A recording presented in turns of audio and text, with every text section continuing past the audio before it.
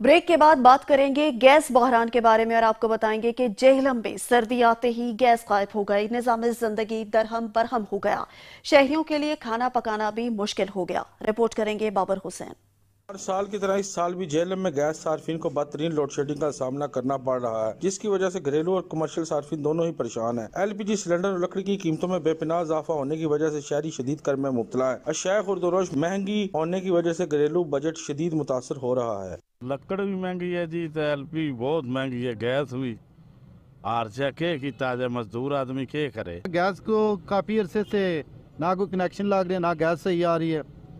दिन में कितनी दफ़ा तो गैस बंद हो जाती है, रात को बंद हो जाती है। गैस लोड शेडिंग का दुनिया कई घंटों पर मुहित है, जिसकी वजह से घरेलू सार्फिन को अमूर खानादारी में खाना पकाने के लिए कई घंटे इंतजार करना पड़ता है और गैस नहीं आती। महंगी एलपीजी और लकड़ी खरीदने पे शहरी मजबूर है। वो यही मुतालबा कर रहे हैं कि ये बहरान कब खत्म होगा और कब हमारे लिए आसानियाँ पैदा होंगी।